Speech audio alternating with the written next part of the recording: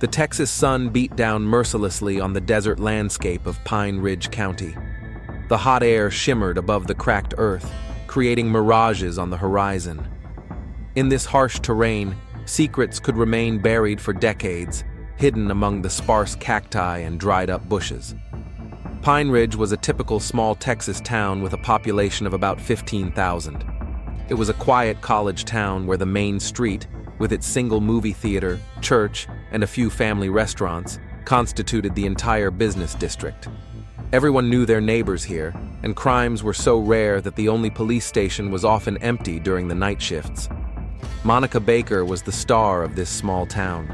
At 21, she was a junior in psychology at the local university, dreaming of becoming a child psychologist. Since childhood, she had told her parents that she wanted to help unhappy children find joy. Her teachers noted her diligence and talent, and her classmates noted her sincere smile and willingness to help. The girl with the brightest smile on campus. That's what they called her. The summer evening of June 17, 2005, began as usual. Friday marked the end of the university exam session, and the Alpha Sigma fraternity was hosting its traditional party at its house on the outskirts of town.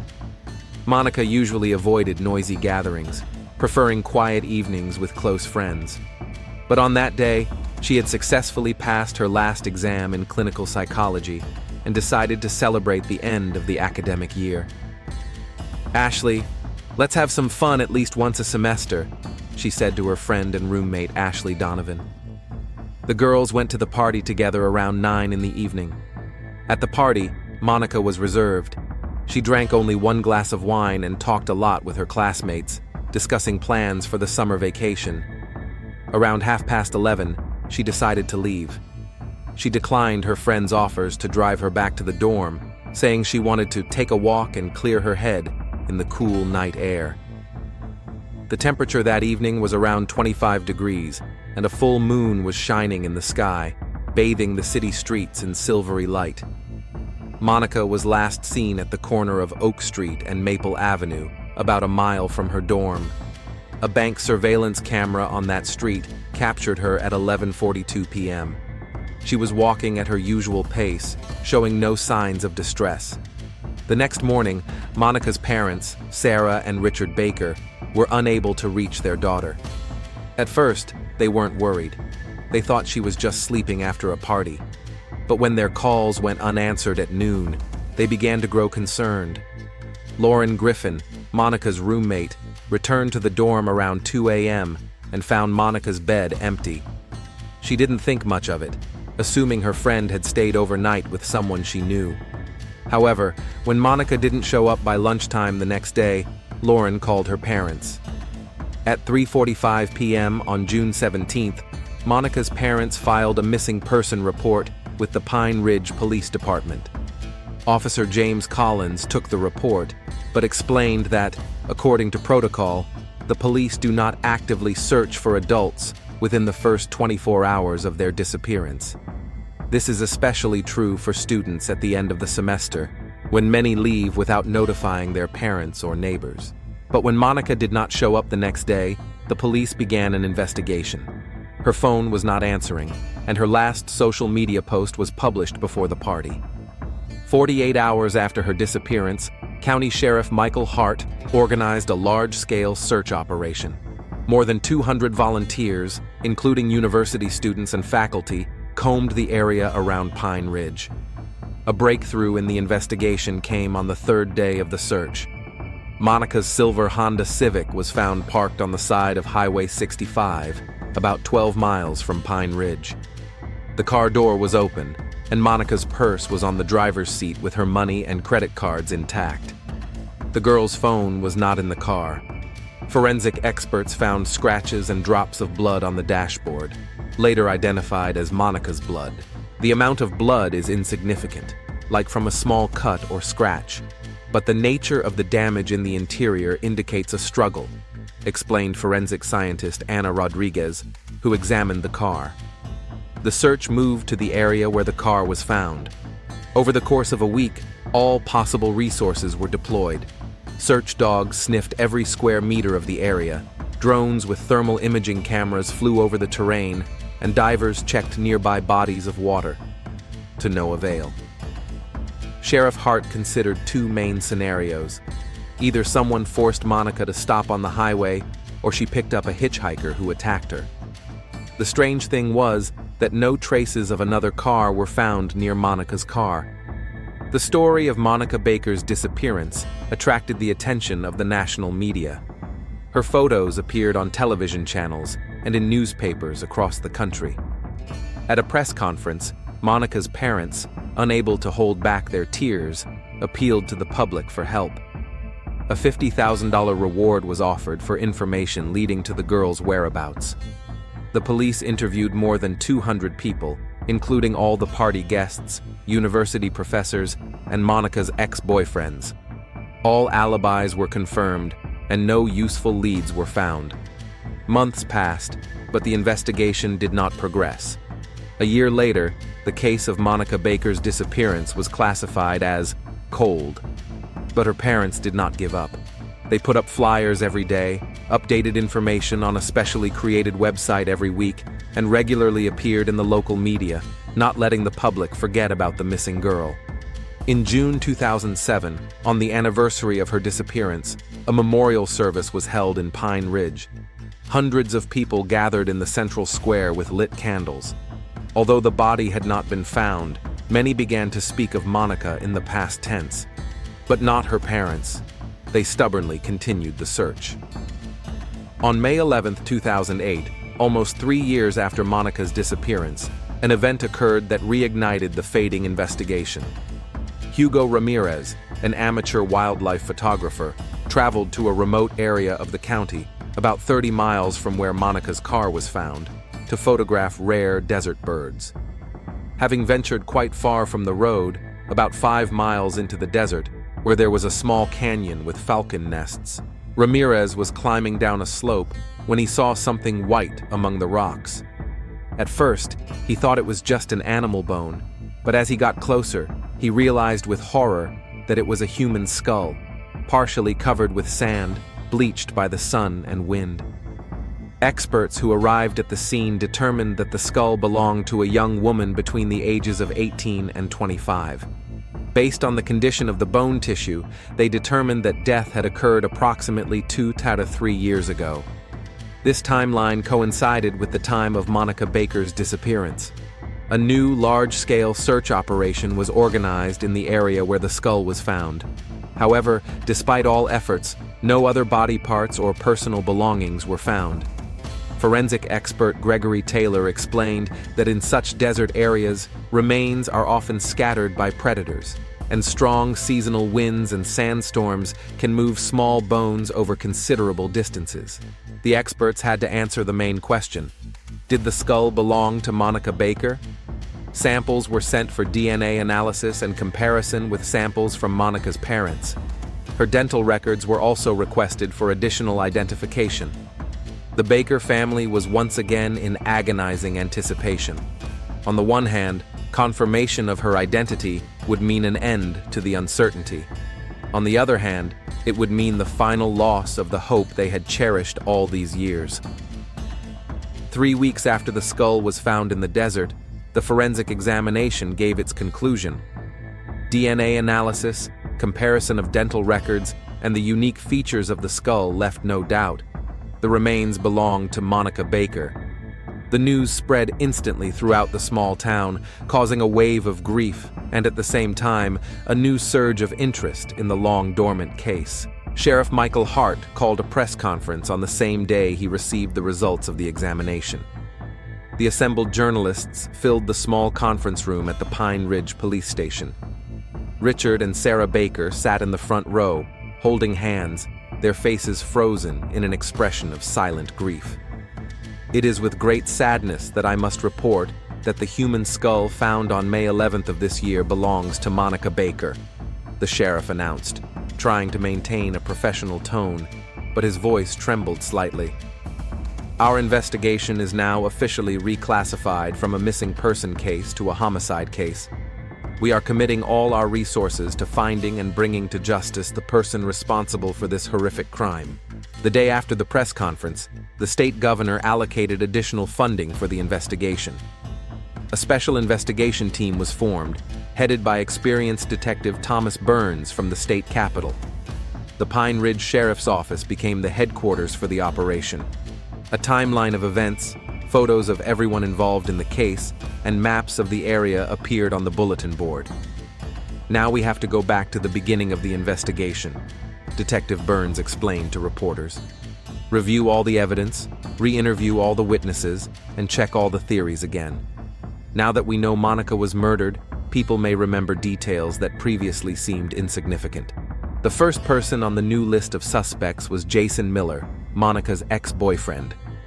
At the time of her disappearance, they were both 21 years old, and their relationship had ended 3 months before the tragedy.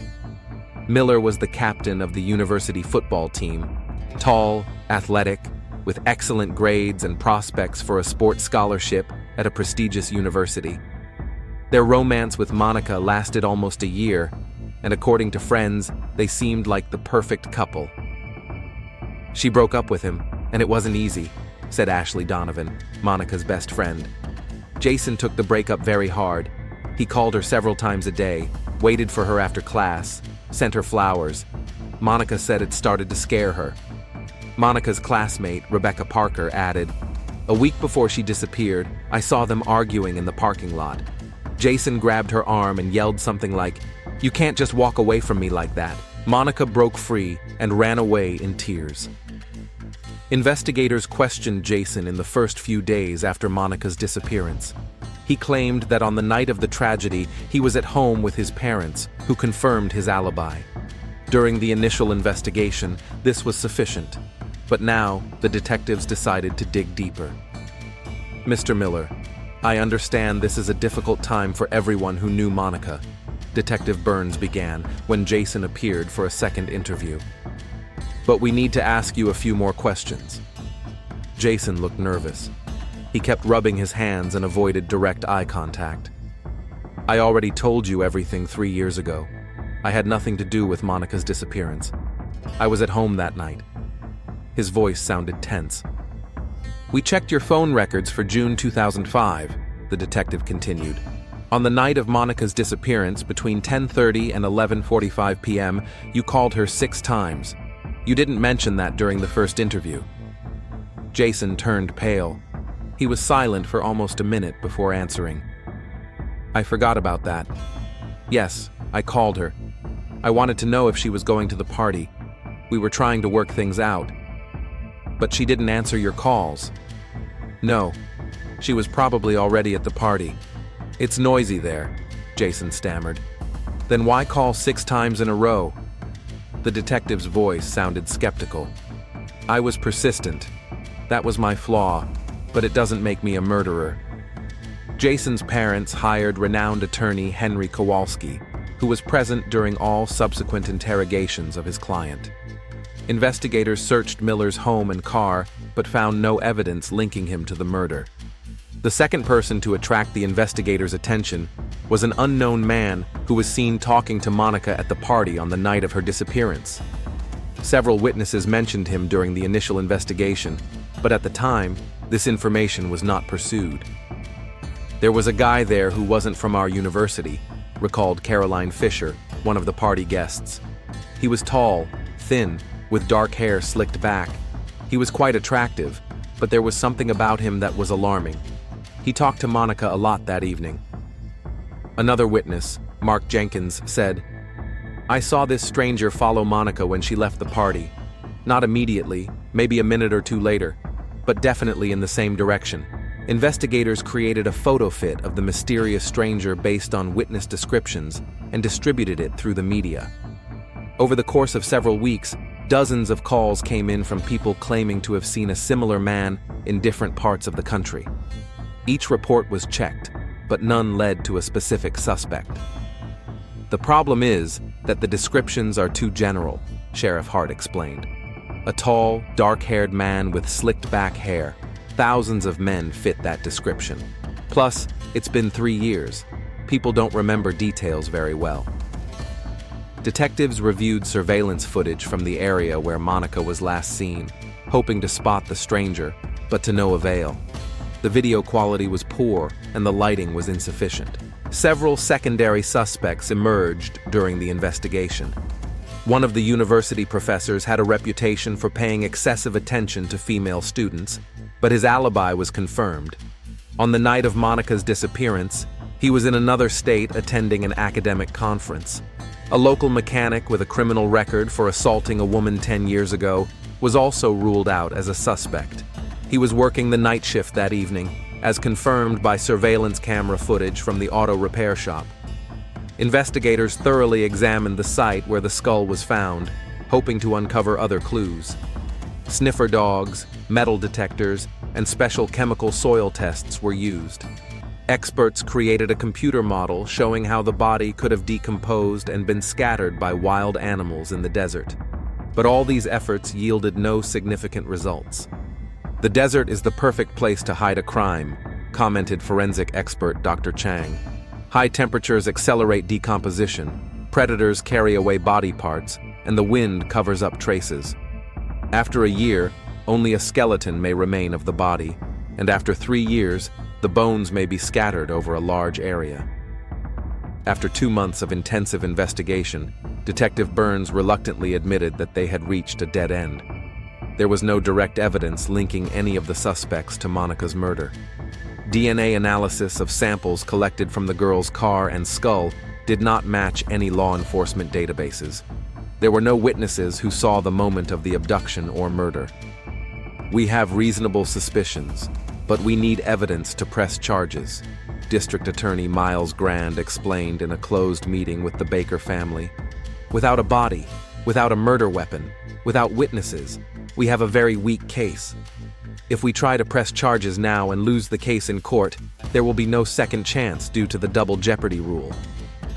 Richard Baker, upon hearing this, burst into an angry tirade. "Are you saying that my daughter's killer will simply get away with it? That we have to accept this?" "No, sir," Sheriff Hart replied firmly. "The case remains open. We are not closing the investigation. We just don't have enough evidence to make an arrest at this time. But I promise you that we will not give up on this case until we find Monica's killer." The Baker family decided that if the system could not deliver justice, they would do everything possible to keep the case in the public eye. They set up the Monica Baker Foundation to raise funds for finding missing persons. They began holding an annual memorial march on the date of her disappearance. They appeared on television and gave interviews to newspapers. "We will not let the world forget Monica," Sarah Baker said in an interview with CNN.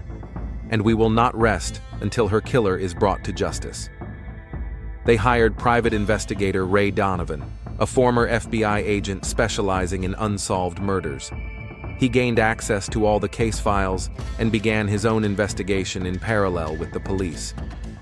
"Cases like this are rarely solved by one piece of decisive evidence," Donovan explained. "More often than not, it's painstaking work, a gradual accumulation of small details that eventually come together to form the big picture. Sometimes it takes years to make progress." Jason Miller, despite the lack of charges, felt the weight of suspicion. People in town began to avoid him, whispering behind his back. His athletic career went downhill. The university that had offered him a scholarship withdrew its offer without explanation. A few months later, he left Pine Ridge, changed his name, and tried to start a new life in another state. The mysterious stranger remained a ghost. Despite their best efforts, investigators were unable to establish his identity. Over time, even the witnesses began to doubt the accuracy of their memories. Was this really an important lead, or just a coincidence? Was this man even at the party, or are the witnesses confusing him with someone else? These questions remained unanswered, Detective Burns noted in his report. By the end of 2008, the active phase of the investigation had once again slowed down. The special investigation team was disbanded, and Detective Burns returned to other cases. The Monica Baker case formally remained open, but in fact had once again become a cold case. Only a private detective hired by the family continued to methodically gather information, check every detail, and look for new approaches to the investigation. The truth is somewhere out there, he assured Monica's parents, and sooner or later, we'll get to it. Life in the small Texas town of Pine Ridge gradually returned to normal. Winters gave way to springs, and summers gave way to autumns. 3 years had passed since Monica's skull was found, and 6 years since her disappearance. Sensational newspaper headlines gave way to new tragedies and scandals. Television journalists left town, and public interest dried up like a stream in the Texas desert. But for Richard and Sarah Baker, time seemed to stand still. Their house on Elm Street had become a kind of memorial. Monica's room remained untouched. The same posters on the walls, the same books on the shelves, the same stuffed animals on the bed. Every morning, Sarah dusted the room, as if expecting her daughter to return at any moment. "I know it may seem strange," she told her neighbors, "but as long as this room exists, a part of Monica remains with us." The Bakers refused to accept that their daughter's murder might remain unsolved. Every year on June 17th, the anniversary of Monica's disappearance, they organized a memorial service in the city park. In the first year after the skull was found, more than 300 people attended the service, almost all the townspeople who knew Monica. But every year, the number of participants decreased. By 2011, no more than 50 people attended the service, mostly close friends of the family and those who knew Monica personally. "People forget," Richard Baker noted bitterly. "For them, life goes on, but not for us." The Bakers regularly appeared in the local media, giving interviews to remind the public about the unsolved murder. They created a website dedicated to Monica, where they published all the news related to the investigation, photos of their daughter, her poems, and essays. The site became popular among online communities interested in unsolved crimes. Detective enthusiasts from across the country studied the case files, offered their theories, and tried to find the key to solving the mystery. The Monica Baker Foundation, created by her parents, had raised more than $200,000 by 2012. These funds were used to help the families of other missing persons, finance search operations, and put up billboards with photos of the missing. "We couldn't save our daughter, but maybe we can help someone else," Richard explained to reporters. "That's what Monica would have wanted. She always wanted to help others." Meanwhile, the suspects' lives were also changing. Jason Miller, Monica's ex-boyfriend, left Pine Ridge shortly after being questioned in connection with the discovery of the skull. He moved to Oregon, where he found a job with a construction company. In 2011, he married a local girl, Lindsay Foster. "Jason never told me any details about his life in Texas," Lindsay admitted in an interview with a local newspaper when reporters dug up his past. "All I knew was that he had a difficult relationship that ended badly. He doesn't like to talk about it." Investigators' attempts to maintain contact with Jason became increasingly rare. By 2012, he was officially no longer a suspect due to a lack of evidence against him. Police reports described him as a person of interest in the investigation, but not an active suspect.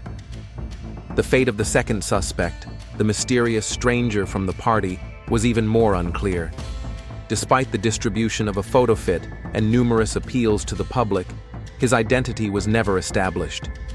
Some witnesses from the party eventually changed their testimony, claiming that they may have confused him with another guest or even invented the image under the influence of stress and rumors. "Human memory is unreliable, especially in stressful situations," explained psychologist Dr. Alan Berkowitz, who advised the police on the Monica case. "People often fill in the gaps in their memories with details they hear later, or even create false memories." By 2012, the search for the mysterious stranger had virtually ended. The Pine Ridge Police Department had exhausted its resources and was forced to focus on new crimes. Sheriff Michael Hart, who had handled Monica's case from the beginning, retired. His successor, Sheriff David Rodriguez, treated the case with respect, but acknowledged that the chances of solving it were becoming increasingly slim with each passing year. "Cold cases are the most difficult," he said. "Witnesses forget details, Evidence is lost or deteriorates. Suspects disappear or die. But we don't close the case. It remains active, just not a priority. Faced with this attitude, Richard and Sarah Baker decided to take matters into their own hands. In January 2013, after raising funds through a foundation named after their daughter, they hired private investigator Ray Donovan, a former FBI agent with 25 years of experience investigating homicides. Donovan was a short man with piercing gray eyes and a quiet, almost unnoticeable voice. He wore a worn leather raincoat and always took notes in a small notebook that he carried in his inside pocket. "I don't make promises I can't keep," he told the Bakers when they first met. "This is an old case, and the chances are slim. But I have methods that are not always available to official investigators. And most importantly, I have time, which the police don't have." Donovan began by carefully studying all the case materials. He obtained copies of police reports, photographs from the site where the skull was found, forensic results, and interrogation records. For weeks, he sat in a small office he had rented in Pine Ridge, immersed in folders of documents. Then he began re-interviewing everyone involved in the case. But unlike the police, who focused on the main suspects, Donovan paid attention to peripheral figures, people who were mentioned in passing in the testimony, but had not been thoroughly questioned. "Sometimes the key to solving a case isn't where everyone is looking," he explained his approach. "It's not in the center, but on the periphery." Donovan paid special attention to studying the biographies of the professors at the university where Monica studied. He checked their pasts, studied their movements during the girl's disappearance, and analyzed their contacts with students. In such cases, the perpetrator is often someone the victim knew, but not closely, the detective reasoned. Someone who was nearby, watching, but not attracting much attention. By the end of 2013, Donovan had compiled a detailed report for the Bakers. It contained no sensational discoveries or accusations, but it did reveal new lines of investigation that the police had not considered. "I believe we should take a closer look at some people in Monica's academic circle," he said. "I would also like to have access to surveillance camera footage from within a 50-mile radius of where the skull was found between June and August 2005. Perhaps we will see cars that appeared repeatedly in that area." The Bakers gave Donovan carte blanche to continue the investigation, despite the fact that his services were expensive. The detective became a silent shadow in Pine Ridge, appearing at the university, local bars, and gas stations along the highway. He talked to people, listened to local gossip, and gathered bits of information that seemed insignificant, but could add up to a new picture of the crime. Meanwhile, life in the town went on as usual. New students filled the university, unaware of Monica's story, or knowing it only as an urban legend. Old buildings were demolished, and new ones were built. A trendy cafe opened on the site of the Alpha Sigma Club, where Monica had spent the last evening of her life. Only a memorial plaque with her name in the university courtyard reminded people of the tragedy that had once shaken Pine Ridge. Sarah Baker began volunteering at a support center for families of missing persons. Richard, who quit his job and fell into depression after his daughter's disappearance, found solace in writing a book about Monica and how the tragedy changed their family. "The years pass, but the pain remains," he wrote. "It doesn't get any less. You just learn to live with it, like a chronic illness that sometimes recedes but never completely disappears." Life in Pine Ridge was divided into before and after Monica Baker's disappearance. Many locals still locked their doors at night, walked their children to and from school, and distrusted strangers. Parents began to watch their children more closely, especially teenage girls. "It was the first major tragedy in our town in many years," recalled Pine Ridge Mayor Howard Jenkins. "It changed us. We lost some of the innocence and carefreeness that characterizes small towns." However, as time passed, vigilance waned. A new generation of residents, who had not witnessed the tragedy, viewed Monica's story as a sad but distant event, that had no bearing on their lives. Time relentlessly erased the traces of the past, but not for everyone. Private investigator Ray Donovan continued his investigation, methodically examining every detail, every clue. And by early 2018, he had a theory, an unexpected and disturbing theory about who might have been behind Monica Baker's murder. March 2018 was unusually cold in Pine Ridge. A chilly wind blew yellowed leaves and trash through the streets of the city. On the northern outskirts, where abandoned farmland used to be, construction began on a new residential complex called Oasis. The Horizon Property Development Company planned to build 22-story buildings for middle-class families. Billboards promised a paradise in the heart of Texas, with an artificial lake, tennis courts, and playgrounds. On Monday, March 12th, a team of construction workers was working on site number 7, preparing the foundation pit for the future building. An excavator operated by Mike Peterson, an experienced operator with 15 years of experience, was digging up the ground when the bucket hit something hard. "I thought I had hit an old sewer pipe or cable," Peterson later recounted. "That often happens on abandoned sites. I stopped the machine and climbed down to check." What he saw made him immediately stop all work and call the foreman. Human bones were visible in the ground, about a meter deep. Foreman Tony Garcia immediately evacuated all workers from the site and called the police. 15 minutes later, Patrol Officer Ryan Cooper arrived, cordoned off the area, and called in an investigation team. Sheriff David Rodriguez, Sheriff Hart's successor, personally led the investigation. Forensic anthropologists from the University of Austin were called in to recover the remains. Over the next 2 days, the experts carefully excavated and documented each find. What began as a routine construction project turned into a large-scale forensic operation. "We found a partial skeleton," said Dr. Lisa Morris, the lead forensic anthropologist. "The skull and several small bones are missing, but most of the remains are intact. Preliminary analysis indicates that this is the skeleton of a young woman, 18 to 25 years old, approximately 165-170 centimeters tall."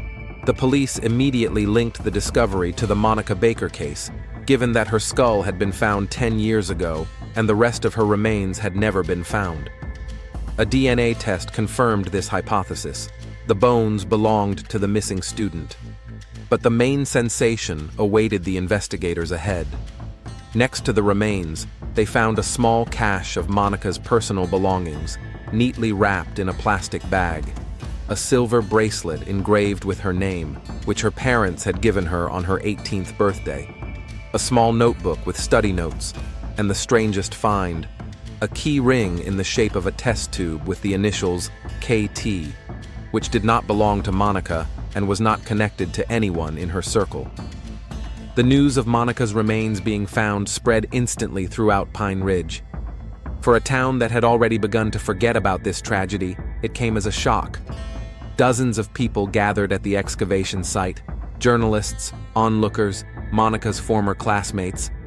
The police had to set up an additional cordon to allow the forensic team to do their work. For Richard and Sarah Baker, the discovery was both a blow and a relief.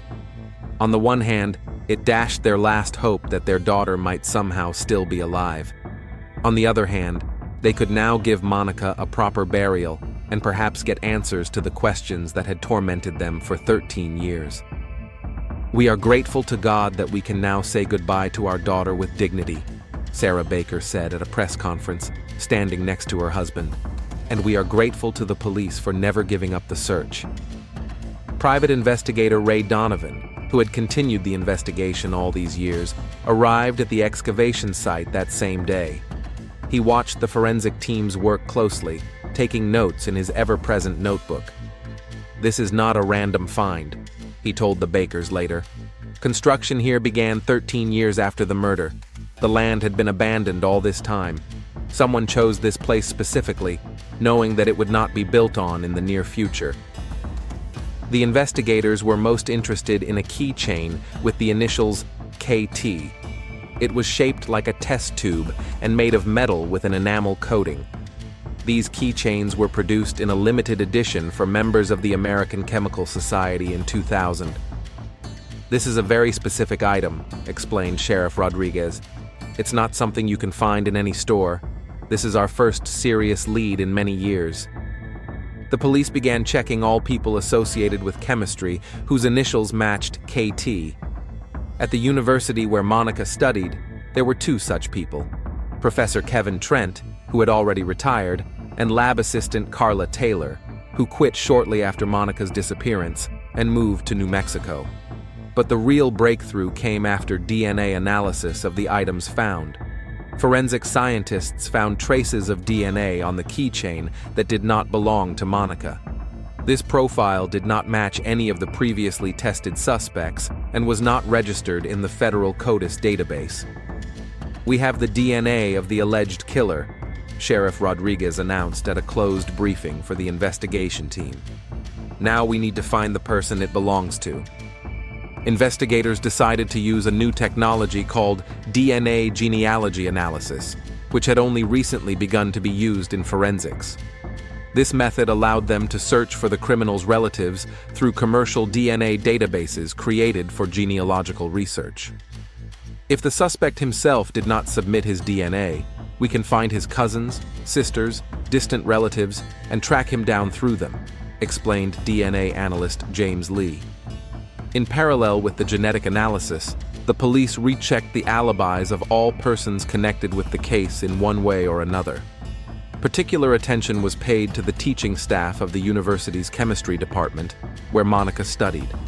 Although she studied psychology, as part of the general education program, students were required to take a basic chemistry course.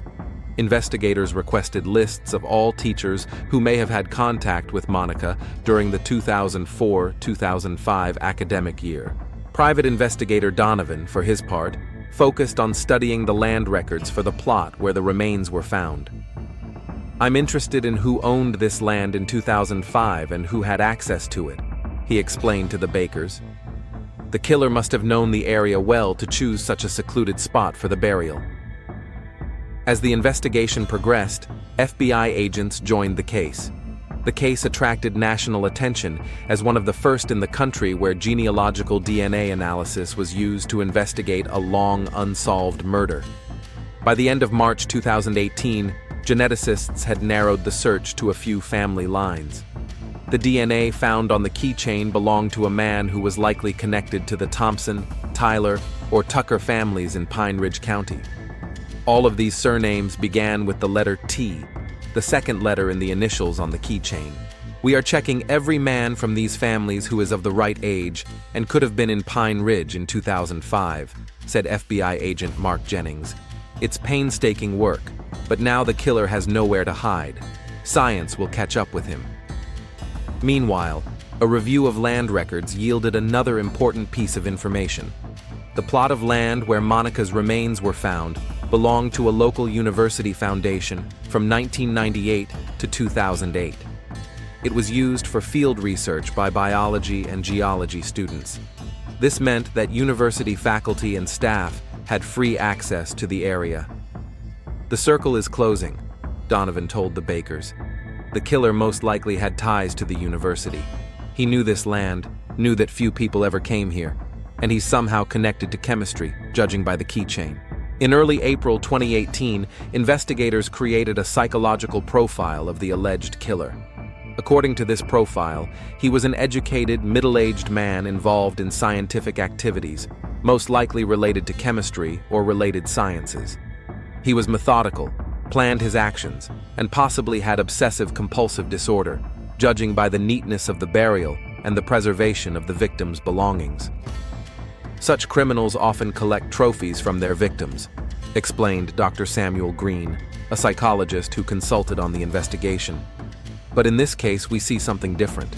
He didn't just take Monica's belongings as souvenirs, he also left his own belongings next to the body. This may be an attempt to establish a connection with the victim even after her death." The police compiled a list of 20 men whose initials were KT and who were associated with the university or chemical science in the period 2004-2005.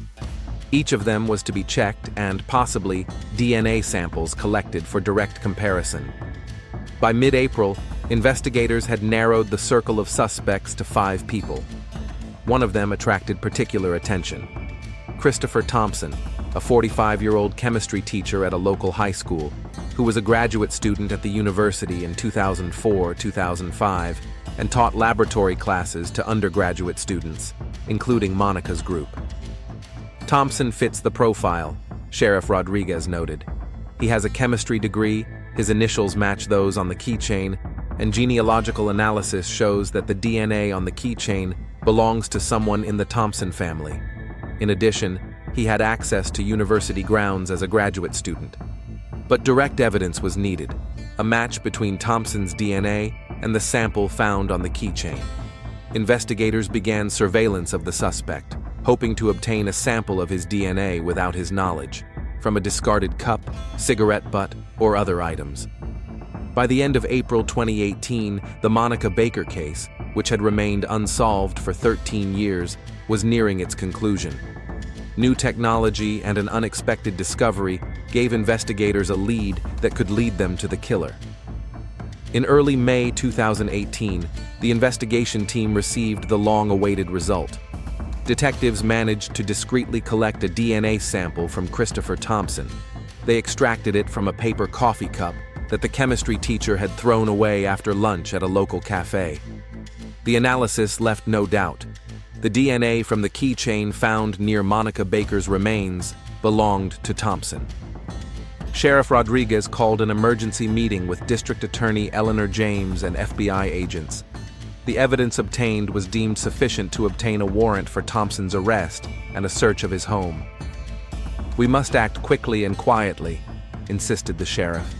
"If Thompson suspects that we are on his trail, he may try to flee or destroy the evidence." The arrest operation was scheduled for the early morning of May 7, 2018. A special police unit surrounded Thompson's modest one-story house in the quiet suburb of Pine Ridge. At 5:30 a.m., while most of the neighbors were still asleep, the police stormed the house.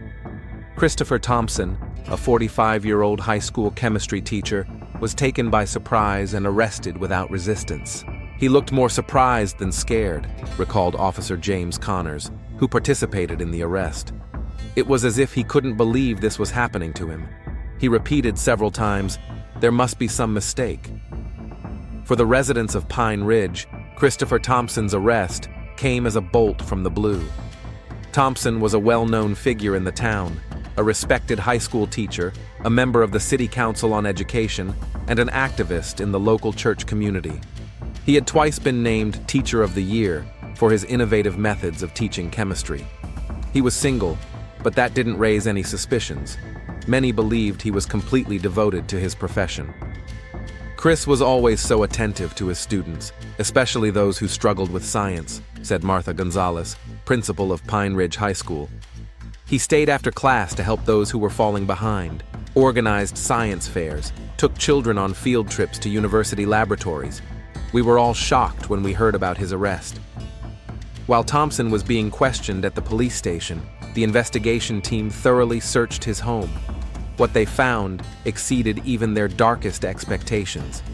In the basement of the house, behind a false panel, detectives found a secret room that served as a kind of sanctuary for Thompson's obsession. The walls were covered with photographs of young women, many of which had been taken secretly, from a distance or through windows.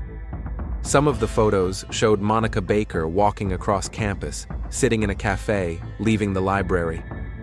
"It was a real predator's lair," commented FBI agent Jennings. "Everything was systematized. Each photo was labeled with the date and location. Some of the photos were taken several months before Monica's disappearance, indicating prolonged surveillance." But the most shocking discovery was Thompson's diaries. 12 thick notebooks filled with small, neat handwriting. In them, he described in detail his observations of young women, his fantasies, and his plans. The entries concerning Monica filled almost an entire notebook. March 17, 2005. "She was in my lab class today. Blue blouse, jeans, hair tied back in a ponytail. She asked a question about molar mass. I explained. She thanked me and smiled. She noticed me, read one of the first entries. The entries became increasingly disturbing as Monica's disappearance date approached. June 12, 2005. I know she'll be at the party on Friday. All the students are talking about it. This is my chance. She must not go to anyone else. I will make her mine. Forever. In the diary entry for June 17, 2005, the day of Monica's disappearance, Thompson described how he followed her at the party, how he talked to her, offered her a ride, and what happened next. These pages were seized as key evidence and were not disclosed publicly for ethical reasons. According to the diary entries, Thompson had been planning his crime for several months. He studied Monica's schedule, her habits, and her routes. He deliberately took a job as a teaching assistant that semester, when Monica was supposed to be taking a basic chemistry course so that he could be in contact with her. "We are dealing with a highly functional psychopath," said Dr. Elizabeth Ford, a forensic psychiatrist involved in the investigation. "A person who could maintain a normal social facade for years while secretly planning and committing horrific crimes. Such people often have high intelligence and excellent manipulation skills, which allows them to remain undetected for a long time." But an even more disturbing discovery was the notes about other women. In Thompson's diaries, investigators found detailed plans to stalk 3 other young women, 2 of whom, Emma Caldwell and Jessica Ramirez, disappeared without a trace in neighboring counties in 2010 and 2014, respectively. Their cases also remained unsolved. When we compared the dates of these women's disappearances with Thompson's records, we saw a direct connection, Sheriff Rodriguez said at a press conference. On the days both women disappeared, he took time off from school, supposedly to attend educational conferences.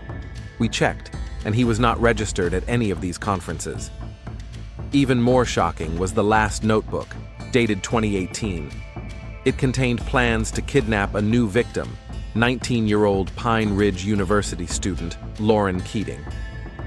Thompson described her schedule and the places she frequented in detail and planned the abduction for the end of May, during spring break. "If we hadn't arrested him now, another girl could have disappeared in a month," Agent Jennings noted with concern. Thompson wasn't going to stop. News of Thompson's arrest and the shocking discoveries at his home spread instantly throughout Pine Ridge and the entire state. Local and national media outlets besieged the police station, trying to get comments and details. For the residents of the small town, the revelation of the respected teacher's double life came as a real shock. "I can't believe it," said Cynthia Welch, the mother of one of Thompson's students. "My children took his classes. He was in our house, helping with a science project. And all this time." The investigation revealed that Thompson had carefully crafted a reputation as a model citizen to divert any suspicion away from himself. He participated in charity events, volunteered at a local hospital, and attended church regularly. This social activity served as a cover for his dark side. "Such criminals often lead double lives," explained psychologist Dr. Green. "Their public persona is a mask that allows them to fit into society and avoid suspicion. The more respectable a person appears, the less likely they are to be suspected of serious crimes." Christopher Thompson refused to comment and demanded a lawyer. The court appointed him a public defender, but Thompson's family soon hired renowned criminal lawyer Edward Price. Price attempted to challenge the legality of the search warrant and the admissibility of the evidence found, but the court rejected these motions. District Attorney Eleanor James announced that she would seek the maximum punishment for Thompson. "This man took the life of at least 1 and possibly 3 young women," she said. "He planned to kill another. We will seek life imprisonment without the possibility of parole." In the weeks following Thompson's arrest, police conducted extensive searches in the areas mentioned in his diaries. As a result, the remains of Emma Caldwell, who disappeared in 2010, were found. The search for Jessica Ramirez's remains continues. For the Baker family, the arrest of their daughter's alleged killer brought long-awaited, albeit bitter, relief. "We've waited 13 years for this day. Richard Baker said at a news conference, holding his wife's hand. "Nothing will bring Monica back, but at least now we know the truth. And we know that the man who took our daughter away will no longer be able to hurt other families." Sarah Baker added, "Monica always wanted to help people. In some strange, tragic way, even after her death, she helped save another girl's life and solve other crimes. There is some meaning in this, although it is very difficult to accept." Private investigator Ray Donovan, who devoted 5 years of his life to investigating Monica's murder, attended the preliminary hearings in Thompson's case.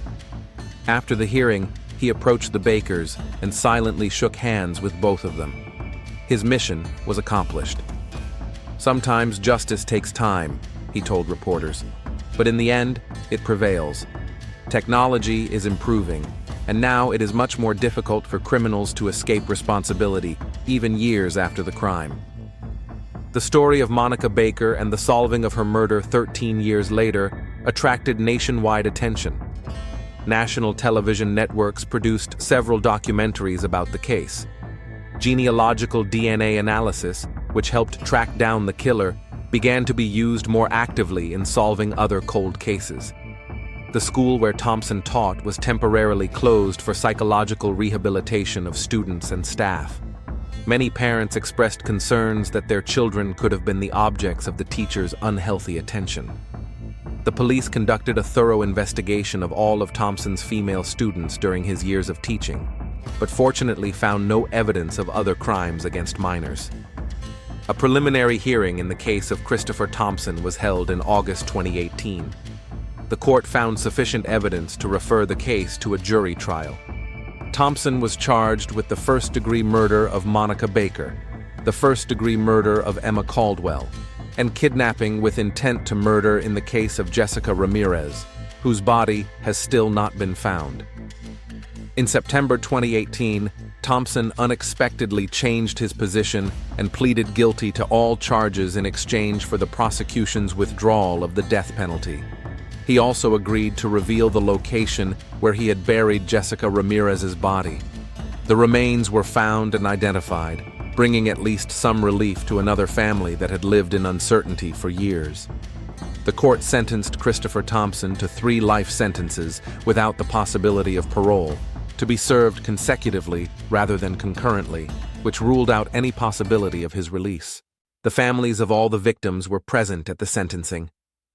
For the first time, Richard and Sarah Baker met the parents of the other murdered girls. They were united by a shared tragedy and a shared relief that justice had finally prevailed. 13 years is a long time, Sarah Baker said after the trial, but I would have waited 30 or 50 years if I had known that at the end of this journey we would learn the truth and see our daughter's killer go to prison. In October 2018, a memorial was unveiled in Pine Ridge in memory of Monica Baker, Emma Caldwell, and Jessica Ramirez. The tragedy united a town that had lived for years in the shadow of an unsolved crime. Now the residents could begin the healing process, knowing that justice had been served, albeit long overdue.